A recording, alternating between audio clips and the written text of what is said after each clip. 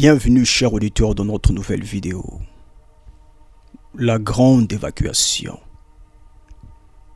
Certains parmi vous s'interrogent, quand allons-nous encore attendre? Nos âmes languissent dans l'attente du ravissement. Jusqu'à quand allons-nous encore patienter?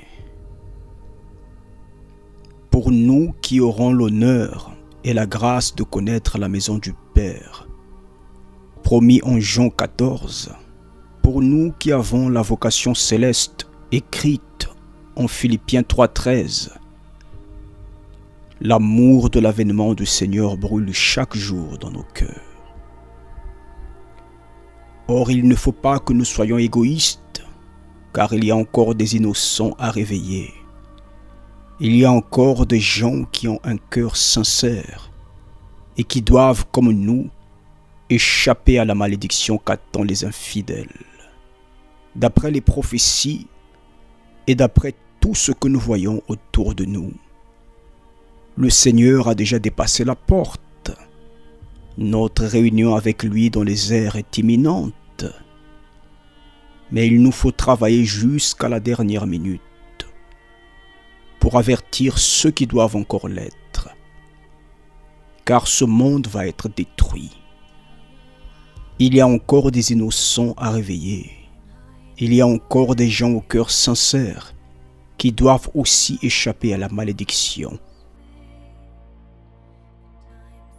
La grande évacuation. Mais qu'est-ce qu'une évacuation? Et pourquoi l'enlèvement de l'Église sera-t-elle comparé à une évacuation planétaire? Une évacuation est une opération qui consiste à enlever d'une zone ou d'une ville des populations civiles.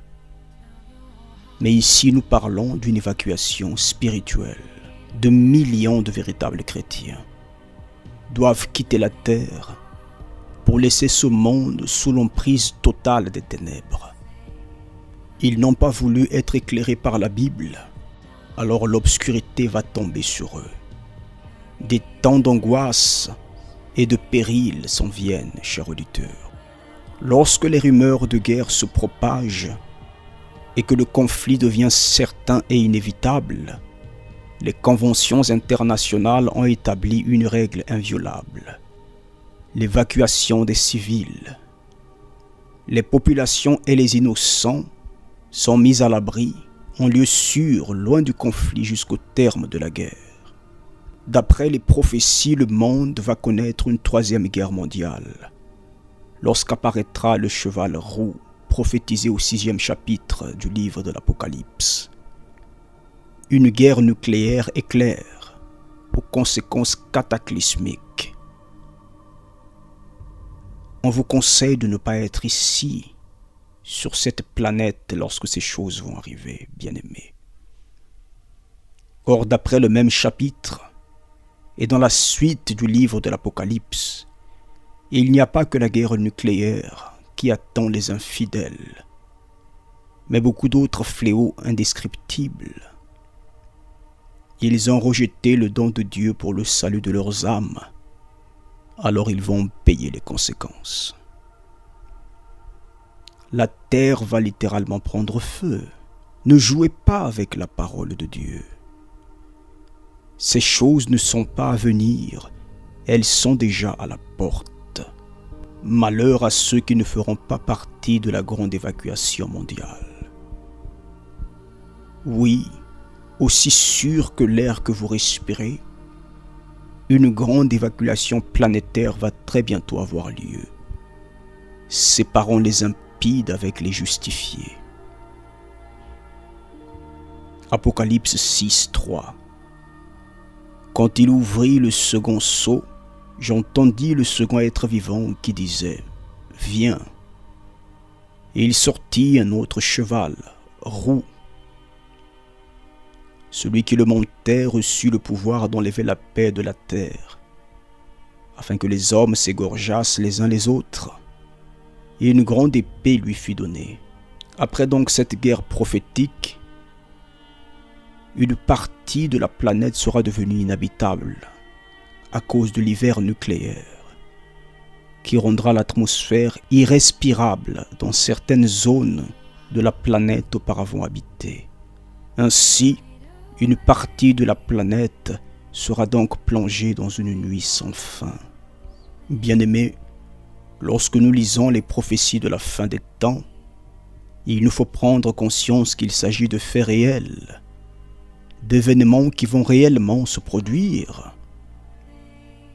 Il y a des gens qui ont encore du mal à imaginer que tout ce qu'ils possèdent, maisons, voitures, comptes bancaires, biens matériels, et tout ce que ce monde a de plus beau, les monuments célèbres, les tours et les gratte-ciel, les mégastructures et les grandes villes, que toutes ces choses vont être détruites,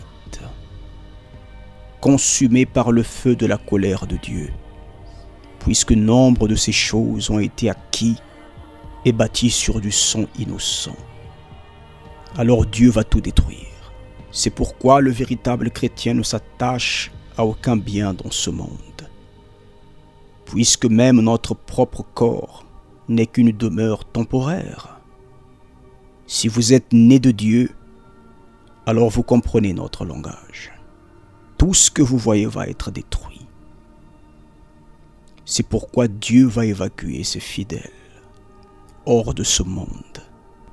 Le tiers de la terre fut brûlé, et le tiers des arbres fut brûlé, et toute herbe verte fut brûlée.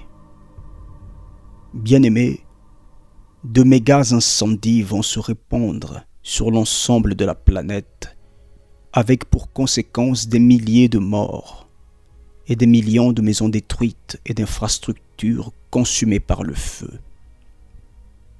Et une fois de plus, on dira aux gens que c'est le réchauffement climatique, alors que la planète sera en train de subir la colère du Créateur.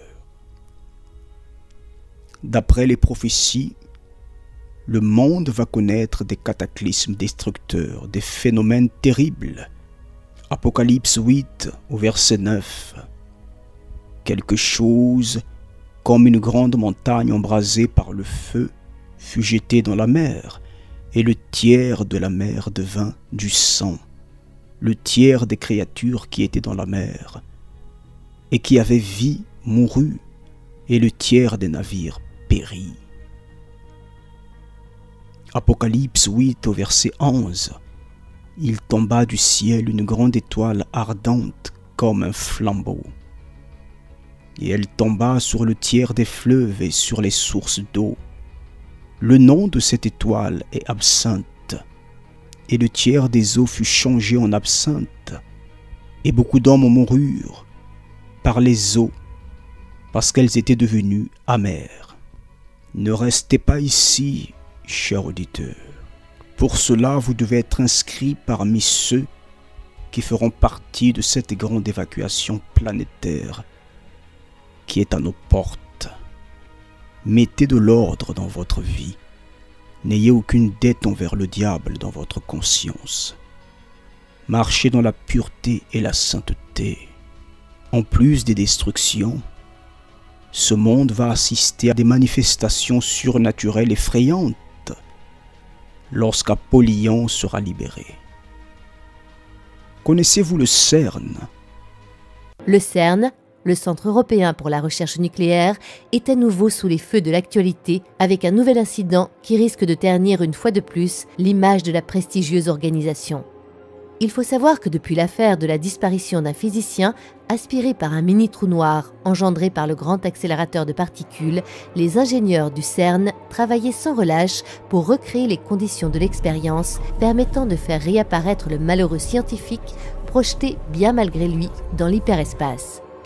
À ce sujet, les chercheurs ont-ils mesuré tous les risques que présentait leur périlleuse expérience ? Dans leur vaine tentative, ont-ils eu conscience qu'ils jouaient aux apprentis sorciers en s'aventurant imprudemment sur les terres inconnues de la physique cosmologique ? Toujours est-il que les galeries techniques du CERN sont depuis le siège de terrifiants phénomènes dignes des plus grands films fantastiques d'anticipation. Des insectes parasites géants s'apparentant à la famille des arachnides, ont envahi par centaines les couloirs du centre de recherche à l'occasion du déclenchement de nouveaux mini-trous noirs créés par le grand collisionneur de Hadron.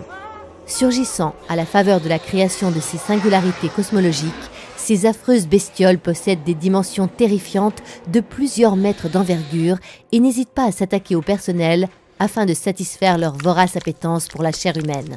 Pour l'instant, la colonie reste confinée dans les galeries du CERN, mais devant l'accroissement du nombre d'arachnides à chaque nouveau fonctionnement de l'accélérateur de particules, les portes des galeries donnant sur l'extérieur pourront-elles encore longtemps résister à l'assaut des horribles insectes ? Il est regrettable de constater que cette invasion valide malheureusement les rumeurs les plus folles circulant sur Internet et qui faisaient, on le rappelle, état de la création de trous noirs synthétiques capables de projeter notre planète dans des univers parallèles avec pour finalité l'ouverture des portes de l'enfer. Devant cette situation qui risque à très court terme de devenir incontrôlable, les forces armées de l'OTAN évoquent l'utilisation de l'arme nucléaire pour sceller le passage sur l'au-delà, malencontreusement ouvert par les expériences hasardeuses des scientifiques du CERN.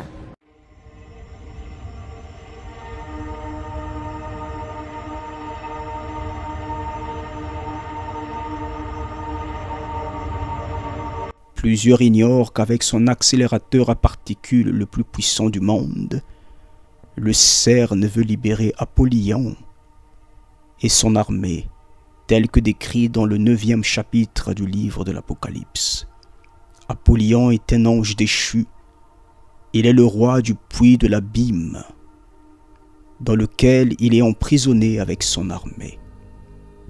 Mais ils seront libérés à la 5e trompette. Apocalypse 9 au verset 5.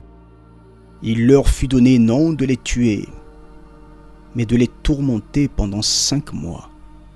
Et le tourment qu'elle causait était comme le tourment que cause le scorpion quand il pique un homme.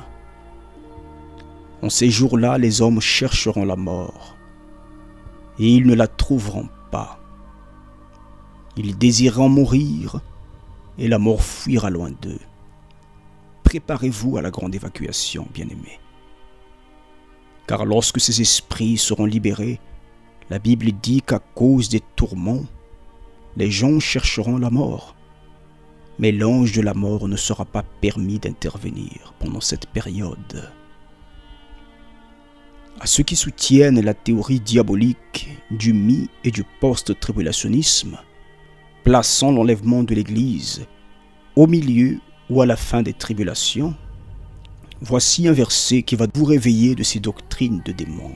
Je regardais et j'entendis un aigle qui volait au milieu du ciel, disant d'une haute voix, écoutez bien ce que l'aigle dit, cher auditeur.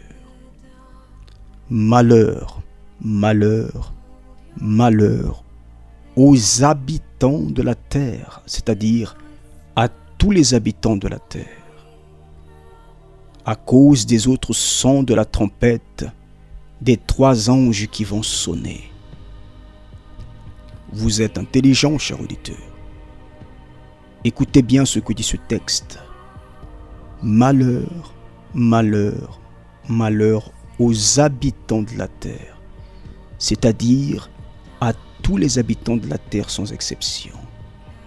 Si donc l'Église doit vivre ces choses, ces malheurs sont donc aussi destinés à l'Église, puisque ces malheurs sont annoncés à tous les habitants de la terre sans exception à ce moment-là. L'Église peut-elle être dans le malheur? Sortez au plus vite de ces doctrines diaboliques. L'Église est enlevée au chapitre 4 du livre de l'Apocalypse au 1er verset, bien avant cette période maudite réservée aux infidèles. Voyez ce qu'avait prédit le prophète Amos. Malheur à ceux qui désirent le jour de l'Éternel. Qu'attendez-vous du jour de l'Éternel? Il sera ténèbres et non lumière. Amos 5 au verset 8. Reprenons le verset d'Apocalypse 8 et 13. Je regardais et j'entendis un aigle qui volait au milieu du ciel, disant d'une voix forte, Malheur, malheur aux habitants de la terre. C'est donc le même malheur qu'avait prédit le prophète Amos. l'Église sera déjà enlevée à ce moment-là, évacuée hors de cette planète avant que ne commencent les fléaux décrits dans le livre de l'Apocalypse. Chers auditeurs, de grâce, ne restez pas ici. De grâce, ne restez pas ici. Changez de vie, enlevez cette rancœur, ôtez de votre cœur cette rancune.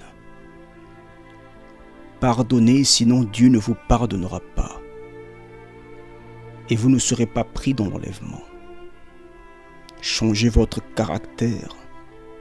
Reconnaissez lorsque vous avez tort. Soyez simple et flexible envers ceux de votre maison. Revêtez-vous de sainteté et de pureté. N'ayez aucune dette envers le diable, car quiconque connaît la vérité et agit comme les infidèles, le diable réclame son âme, puisqu'il y connaît déjà la vérité. Ne jouez pas avec la parole de Dieu, bien-aimés. Ne jouez pas avec la parole de Dieu. La grande évacuation de l'Église est à la porte. Êtes-vous prêts? À bientôt pour notre nouvelle vidéo.